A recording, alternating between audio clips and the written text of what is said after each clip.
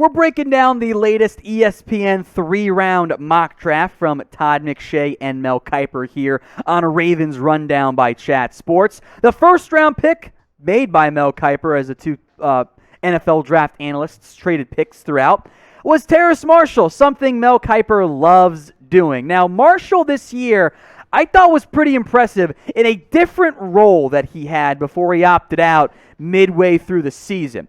I think is going to be at his best on the outside in the NFL, and I like taking a receiver in round 1 for Baltimore because I want to make life easier on Lamar Jackson, who could use some more talented receivers if we're being honest on that one. Now, it did just come out per Daniel Jeremiah that there was some type of medical red flag that popped up when the top players went to Indianapolis for what I'm calling the medical combine only this year. So keep that in mind as it relates to Marshall. But if fully healthy, I love his fit for the Baltimore Ravens in round 1. I don't love this next fit quite as much. That's Carlos Boogie Basham out of Wake Forest. It has nothing to do with the player. I like Basham a lot. I think he is a mid-round 2 guy. You get him at 58. It's fantastic value. Didn't play that many games this year for Wake Forest, but he's a good football player, reliable, athletic as well.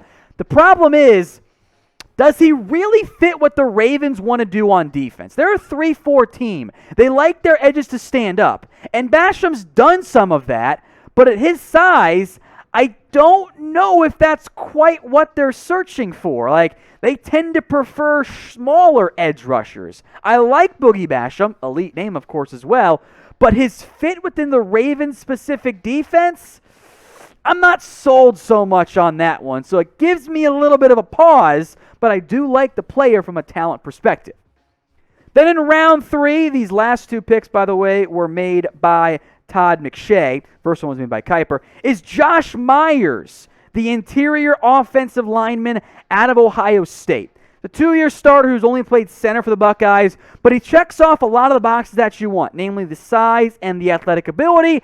There are and have been some issues, however, in pass protection. He does probably need a year to help get fully up to speed. This is a guy who played in if I'm remembering correctly, I'll double check my notes here. This is a player who played in high school, as it relates, in a run-only offense. He did not get to have pass protection in high school. So it's understandable that he might be a little bit raw in that area. Now, these are the PFF stats for Josh Myers, the run grade, the sacks, the hits, the hurries. A little bit higher on the pressure results and a little bit lower than what you want in the run grade as well. But at the back end of round 3, I like that value for Baltimore. I think you could be in the market for a long-term center and or a guard. So to find someone with starting potential outside of the top 100 picks, that's a pretty good move. So grade this Ravens NFL mock draft for me.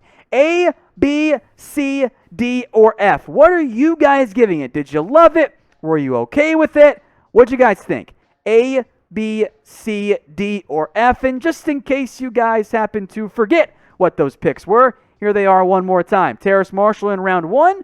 Boogie Basham in round 2, Josh Myers in round 3. It's just my opinion, but if Terrace Marshall is healthy, that's my favorite pick of those 3.